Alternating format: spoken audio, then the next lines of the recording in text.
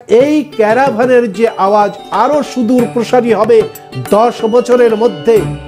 আর তখন এই আরএসএস থাকবে না, এই বিজেপি থাকবে না। তখন দিলীপ মণ্ডল তখন কি হবে?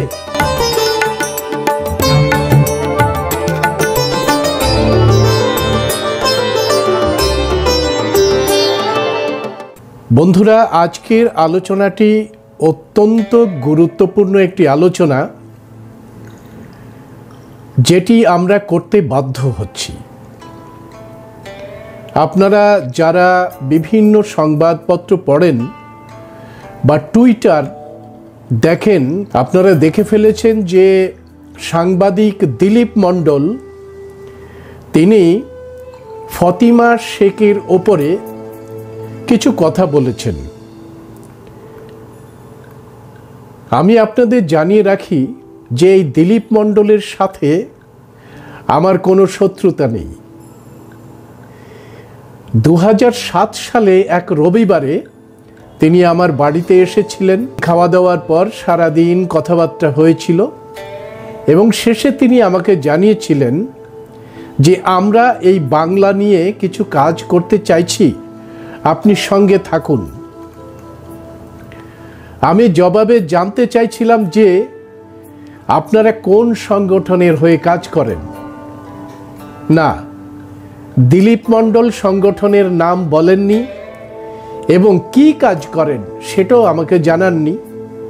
তারপর 2018 সালে যখন আমরা সংবিধান বাঁচাও দেশ বাঁচাও আন্দোলনের ডাক দিই, তখন দিলীপ মণ্ডলকে নিমন্ত্রণ করেছিলাম রেড রোডে এসে তার বক্তব্য জানাতে। তিনি আসতে পারেননি ব্যস্ত থাকার কারণে। তো এই দিলীপ মণ্ডলকে নিয়ে আজকে লাইভে আসতে বাধ্য হচ্ছি আমরা, কারণ তিনি এমন কিছু কথা বলেছেন যা বহুজন আন্দোলনকে একেবারে ভাঙন ধরানোর মতো কথা। আপনাদের বলে রাখি যে এই দিলীপ মণ্ডল বামসেপের একটা পিলার ছিলেন। তিনি বামসেপে ছিলেন অনেক দিন। ব্রাহ্মণবাদের বিরুদ্ধে একেবারে আগুন ঝরানো বক্তব্য রেখেছেন। তার কলমে ঝলসে উঠেছে আগুন। বেশ কিছু গুরুত্বপূর্ণ তথ্য এবং দিশা পেতাম তার কলম থেকে, তার বক্তব্য থেকে। কিন্তু আজ তিনি আরএসএসের দালাল। অদ্ভুতভাবে সাব ক্লাসিফিকেশনের পক্ষে রায় দেওয়ার পরে এই দিলীপ মণ্ডল চিফ জাস্টিস চন্দ্রচূড়কে তুলোধনা করে। কিন্তু ঠিক তারপরেই এই দিলীপ মণ্ডল যোগ দেন আরএসএসে। সুতরাং এই আলোচনা, আজকের যে আলোচনা, সেটা দিলীপ মণ্ডলের বিরুদ্ধে নয়। তিনি যে নির্লজ্জ উপায়ে মিথ্যে গল্প সাজিয়ে মূল নিবাসী বহুজন ঐক্যের মধ্যে ভাঙন ধরানোর চেষ্টা করছেন, সেই সত্য তথ্যকে সামনে নিয়ে আসাই আমাদের উদ্দেশ্য। আসলে নিজেকে পণ্য সাজিয়ে যারা বড় দাও মারতে চায়, তাদের লজ্জা থাকতে নেই, ঘৃণা থাকতে নেই, ভয় থাকতে নেই। পণ্যের বাজারে এরা প্রোডাক্ট। একবার একটা ব্লেন্ড লাগাতে পারলেই শেয়ার বাজারে এদের দাম ওঠা নামা করে। সাংবাদিক দিলীপ মণ্ডল এরকমই একটি পণ্য, যে নিজেকে পণ্য হিসাবে দেখিয়ে কৃতার্থ হচ্ছেন। 32টি দাঁত বের করে তিনি হাসছেন, বক্তব্য রাখছেন নির্লজ্জ উপায়ে।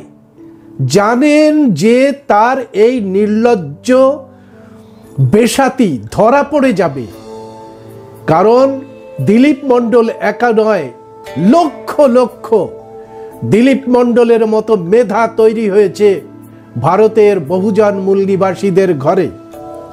সুতরাং এই দিলীপ মণ্ডল যেহেতু আরএসএস এর সুপারি নিয়ে তিনি এখন লেখালেখি করছে, তাই তার মুখ দিয়ে আরএসএস এর যে প্ল্যান, সেই প্ল্যান এবং সেই বিষ গল গল করে বেরোতে শুরু করেছে। তিনি, আপনাদের জানিয়ে রাখি যে তিনি নরেন্দ্র মোদী এবং অমিত শাহের পরামর্শদাতা। সুতরাং বুঝতে পারছেন যে অমিত শাহ রাজ্যসভায় বাবা সাহেবকে যেভাবে অপমান করেছিলেন, তার যে স্ক্রিপ্ট, সেই স্ক্রিপ্ট লিখে দিয়েছিল এই দিলীপ মণ্ডল, এবং সেই স্ক্রিপ্ট ধরে বলতে গিয়ে অমিত শাহ নিন্দিত হয়েছে।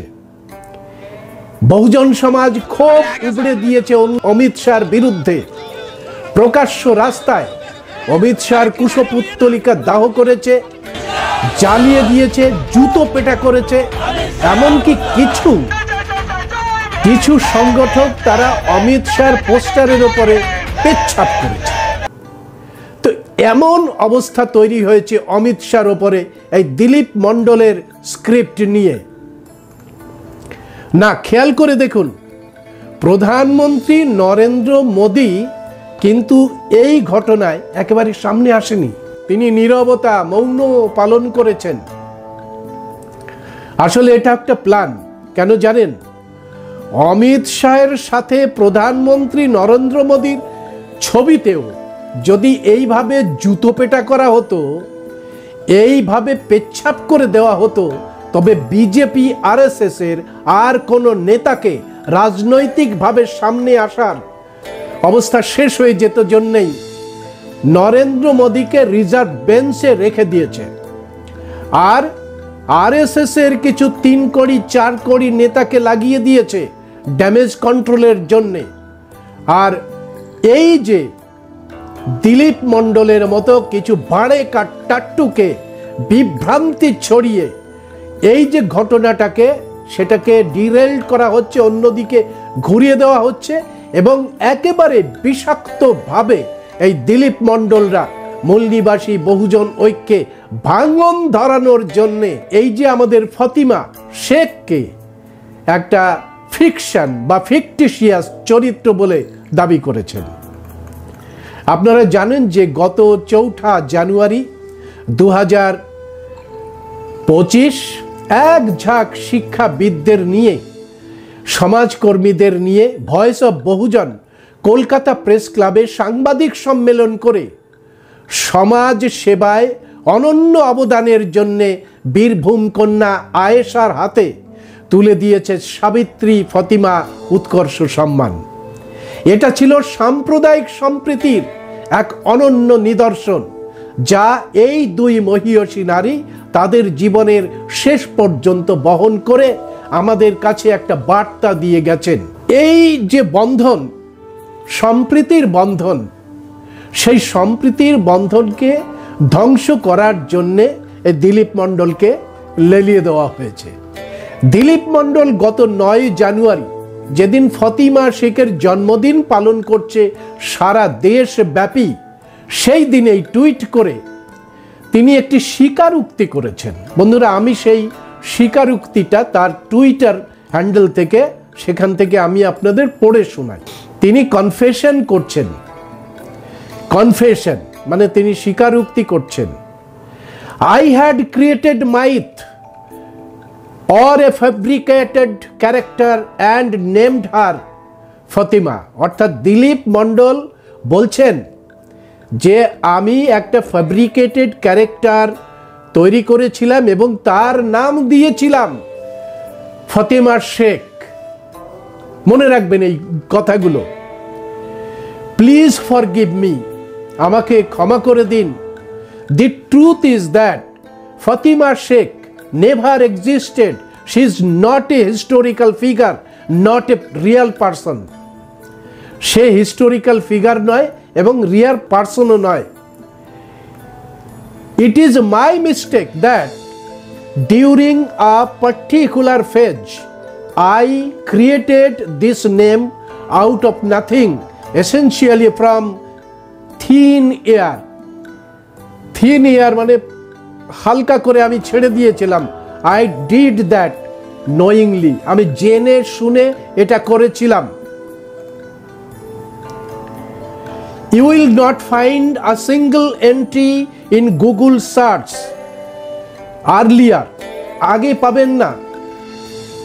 No article, no book, no mention, nothing. किच्छु पाबेन ना. Interest in her vanished in 2022 when I abandoned the story of Fatima Sheikh. এইটাকেও কোট করুন. I abandoned the story of Fatima Sheikh. She came in social media narrative and just vanished. তারপরে তিনি আরো লিখছেন, বেশ বড় করে লিখছেন, thousands of people can attest to this. Most of them heard this name from me for the first time. আমার কাছ থেকেই প্রথমবারে শুনেছে ফতিমার নাম. I know that art of creating narratives, of building images. কত বড় দাবি দেখুন. বলছেন ইমেজেসকে বিল্ডিং করার যে ন্যারেটিভস সেটা আমি জানি. I have mastered this craft. বুঝতে পেরেছেন? আমি এই ক্রাফটটাকে ডিজাইন করেছি. So it was not difficult for me. এটা আমার কাছে কিছুই নয় এই রকম একটা ইমেজ তৈরি করা. A fictional sketch was created because there were no old photographs. তার মানে ওয়ার ক্রিয়েটেড, কেউ তৈরি করেছে, একটা ছবি তৈরি করেছে কেউ, সেটা হচ্ছে একটা fictional sketch. I spun many stories about her. আমিও অনেক ধরনের গল্প তৈরি করেছি তাকে নিয়ে. And thus Fatima Sheikh came into being. Fatima Sheikh এইভাবে তৈরি হয়েছে. This story spread. Those who needed this narrative for political and ideological purposes amplified it. The complete writings of Jyotiba Phule and Savitri Phule have been published, and nowhere is the name Fatima Sheikh mentioned as someone who taught alongside them. Even Baba Saheb Dr. B.R. Ambedkar never referred to such a name. No biographer of Mahatma Phule or Savitri Phule has mentioned Fatima Sheikh. No Muslim scholar referred this name until 15 years ago. বন্ধুরা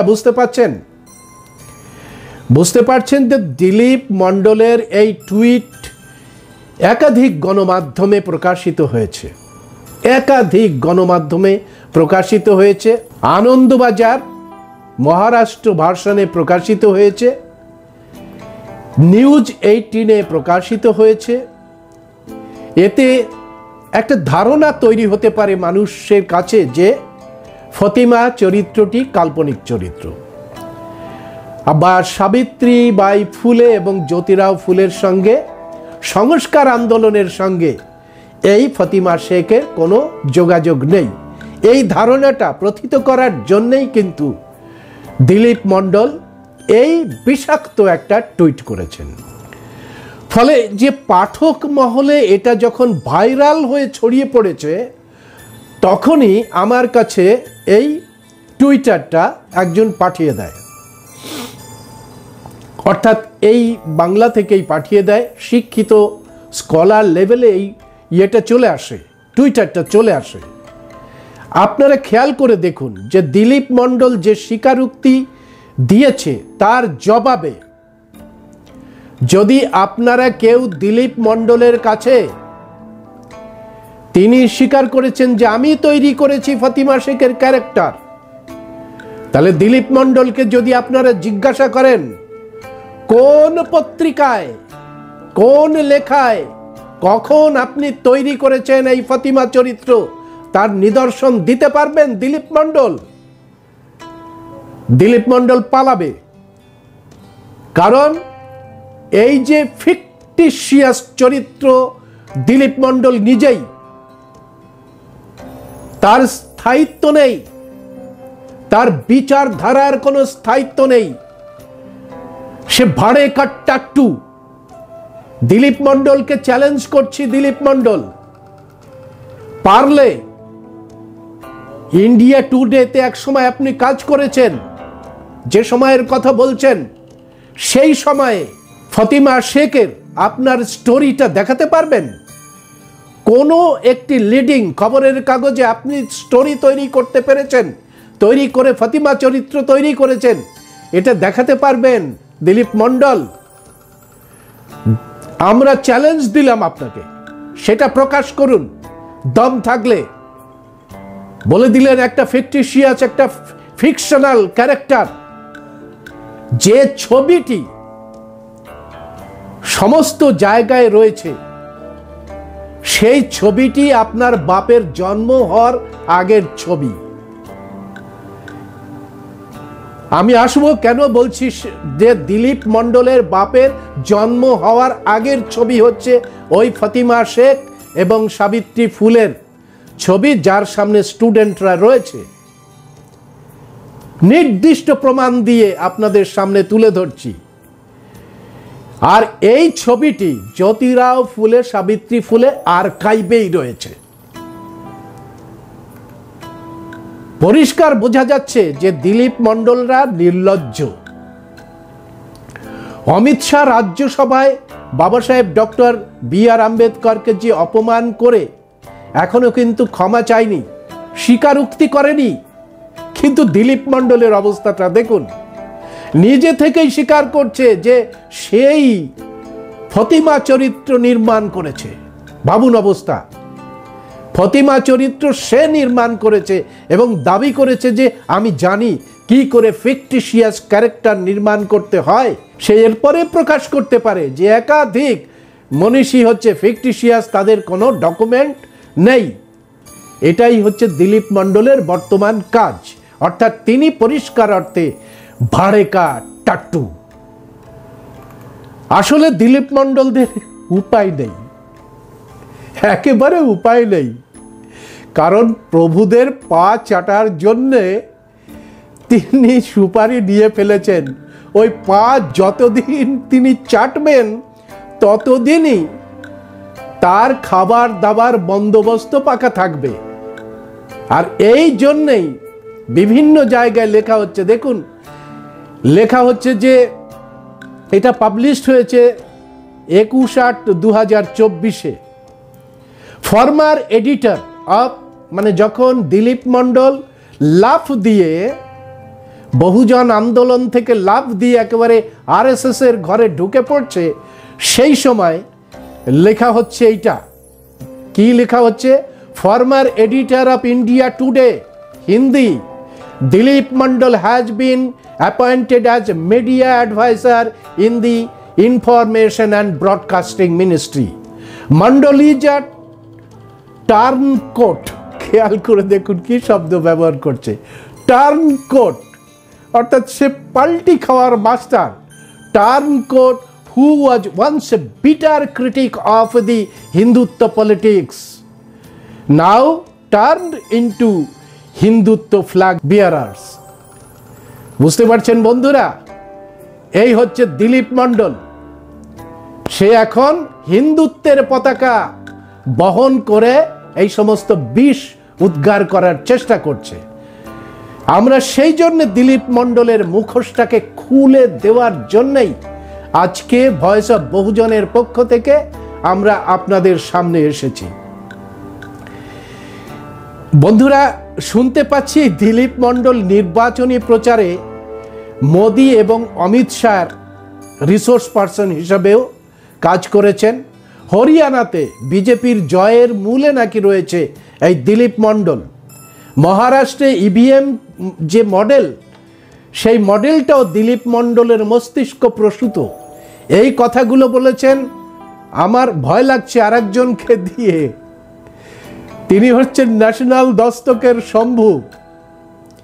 তিনি প্রকাশ করেছেন, প্রকাশ করে ফেলেছেন যে আজকে যদি BSP, SP এই সমস্ত পার্টি দিলীপ মণ্ডলকে জায়গা দিত, তাহলে দিলীপ মণ্ডল মতো ইন্টেলেকচুয়াল সে বিজেপির কাছে, আরএসএস এর কাছে চলে যেত না। একজন বহুজন আন্দোলনের কর্মী, লড়াকু কর্মী, সংগ্রামী এই কথা বলতে পারে না, এ কথা কখনোই বলতে পারে না। ন্যাশনাল দস্তকের শম্ভু যেটা বলেছেন যে দেখেছেন আরএসএস তাকে কত সম্মান দিচ্ছে, অর্থাৎ সেখানেও বোধহয় লাড্ডুটা চলে এসেছে। আমার সন্দেহ হচ্ছে, আমি জানি না এখনো পর্যন্ত, কাল ভবিষ্যৎ সেটা বলে দেবে। আসলে মিথ্যের বেশাতি করছে দিলীপ মণ্ডল। তিনি জানিয়েছেন যে, তার টুইটারে আপনারা দেখলেন, গুগল সার্চ করে নাকি ফতিমা শেখের কোনো অস্তিত্ব পাওয়া যাবে না। দিলীপ মণ্ডল গুগল নিজেই 2022 সালে একটা ডুডল তৈরি করে ফতিমা শেখের উপরে। গুগল নিজেই ফতিমা শেখের উপরে এবং একজন মুসলিম শিক্ষিকা হিসাবে মান্যতা দিয়ে ডুডলটা তৈরি করে। দিলীপ মণ্ডল জানিয়েছে 15 বছর আগে তিনি প্রতিমা চরিত্র তৈরি করেছিলেন, কিন্তু গুগলের এডিটররা জানিয়ে দিয়েছে যে 1991 সালেই গুগলে সাবিত্রী ফুলের কর্মকাণ্ডের সাথে ফতিমা শেখের উল্লেখ করা হয়েছে। অর্থাৎ দিলীপ মণ্ডল একেবারে জেনে বুঝে অথবা সে প্রপাগান্ডা ছড়ানোর জন্যে এই মিথ্যে বেশাতির আশ্রয় নিয়েছে। গুগল পরিষ্কার করে, দিলীপ মণ্ডল এই টুইট করে গুগলকে চাপ সৃষ্টি করেছিল, তার লেখা দেখিয়ে গুগলকে চাপ সৃষ্টি করেছিল, মানে ইমিডিয়েটলি ফতিমা শেখের সমস্ত তথ্য গুগল থেকে তুলে নেওয়া হোক। আর সেই করেই তিনি আগে থেকে লিখে দিয়েছিলেন যে গুগলে নেই, অর্থাৎ গুগল তার কথা শুনবে এরকম একটা বিশ্বাস থেকে দিলীপ মণ্ডল বলেছিলেন যে গুগলের কোথাও নেই। কিন্তু গুগল তাদের যে এডিটোরিয়াল বিভাগ আছে, সেই এডিটোরিয়াল বিভাগ পরিষ্কার করে জানিয়ে দিয়েছে দিলীপ মণ্ডলকে যে 1991 সালেই সাবিত্রী ফুলের কর্মকাণ্ডের সঙ্গে ফতিমা শেখের কর্মকাণ্ডকে রাখা হয়েছে, গুগলে রাখা হয়েছে। পাশাপাশি আপনারা জানেন যে বহু ক্ষেত্র সমীক্ষা গবেষণার পর সম্যক প্রকাশনী থেকে প্রকাশিত হয়েছে ফতিমা শেখের জীবনীর উপরে 2খানা বই, এবং প্রকাশ করেছে, লিখেছে কে জানেন? ক্ষেত্র সমীক্ষা করে লিখেছেন ডক্টর অনিল গজবি। এই দুটো বইয়ের নাম, একটি হচ্ছে ক্রান্তিকারী ফতিমা শেখ আর অন্যটি হচ্ছে কাহানি ফতিমা শেখ কি। অর্থাৎ এই যে ডক্টর অনিল গজবি যেটা লিখেছেন, সেই লেখাটি এখন অ্যামাজন সমস্ত জায়গায় এটা পাওয়া যাচ্ছে। আপনারা চাইলে অ্যামাজনে অর্ডার দিয়ে ফতিমা শেখের কর্মকাণ্ডের উপর এবং তার জীবনীর উপরে সমস্ত কিছু আপনারা পেয়ে যেতে পারেন। অদ্ভুতভাবে বলা হয়েছে যে কোনো প্রমাণ নেই। এই যে দুটো বইতে থেকেই আমরা জানতে পেরেছি যে ফতিমা শেখ যখন মহাত্মা জ্যোতিরাও ফুলে সামাজিক অসম্মানের শিকার হয়, তার বাবা যখন এই সমস্ত কাজকর্ম করার জন্যে মহাত্মা জ্যোতিরাও ফুলেকে বারণ করেন, তখন বিচারধারাতে অটুট থাকার জন্যে মহাত্মা জ্যোতিরাও ফুলে বলেছিলেন, দরকার হলে বাবা আমি তোমার বাড়ি থেকে চলে যাচ্ছি, কিন্তু বিচারধারা আমি পরিত্যাগ করতে পারবো না। তখন এই জায়গা দিয়েছিলেন ফতিমা শেখ, উসমান শেখ। সেটা আমরা জানতে পারি ক্রান্তিকারী ফতিমা শেখ এবং কাহানি ফতিমা শেখ কি, এই দুটো গ্রন্থ থেকে। এই দুটো গ্রন্থ থেকে আরো জানতে পারি যে ফতিমা শেখ এবং সাবিত্রী বাই ফুলেকে সিনথিয়া ফারার নামে একটি আমেরিকান মিশনারি স্কুল ট্রেনিং কলেজে, মানে ইনস্টিটিউশনে সংস্থাতে মহাত্মা জ্যোতিরাও ফুলে পাঠিয়েছিলেন তাদের শিক্ষা ট্রেনিং নিতে, এবং সেখান থেকে বেরিয়ে এসেই তারা এই ফতিমা শেখ এবং সাবিত্রী ফুলে স্কুল নির্মাণ করতে থাকে। অনেকে লিখেছেন যে ফতিমা শেখের বাড়িতেই একটা স্কুল শুরু হয়, এটা শুরু হতে পারে, এবং সেই ছবি হয়তো ওই ফটোগ্রাফ যেখানে আমরা দেখতে পাচ্ছি ফতিমা শেখ এবং সাবিত্রী ফুলে বসে আছে এবং তাদের পাশেই রয়েছে দুটো স্টুডেন্টের ছবি। স্বাভাবিক কারণেই এই যে ছবি, সেই ছবি নিয়ে গবেষণা করে ডক্টর অনিল গজবি তার বইতেও এই ছবিটি প্রামাণ্য দলিল হিসাবে রেখেছেন। ফতিমা শেখের এই যে ছবি, এই ছবি প্রকাশ করেছেন আরেকজন গবেষক। গুগলকে ধন্যবাদ যে তারা এটাকে ডিলিট না করে দিয়ে, ওদের চাপে মাথা নত না করে তারা প্রকাশ্যে নিয়ে এসেছে এই ডিবেটটাকে। তারা একেবারে পরিষ্কার করে লিখে জানিয়েছে যে এই বিষয়ে যে তথ্য তারা পেয়েছেন গুগল, সেই সব তথ্যের একেবারে পাবলিক ডোমাইনে রেখেছে। সেখানে হংসরাজ মিনা নামে একজন স্কলার, গবেষক, তিনি বলছেন যে ये किताब तब की है जब मंडल जी चलना भी नहीं सीखे थे। মন্ডল তখন হাঁটাও শেখেনি, সেই সময় এই কিতাব লেখা হয়েছে, যেটা হংসরাজ মিনা গুগলকে সাপ্লাই করেছে, গুগলকে দিয়েছেন। দেখুন, আপনারা 1991 সালের কথা বলছেন, এই বই ছাপানো হয়েছে যখন এই মন্ডল হাঁটতেও শেখেনি সেই সময়। বন্ধুরা, স্বাভাবিক কারণেই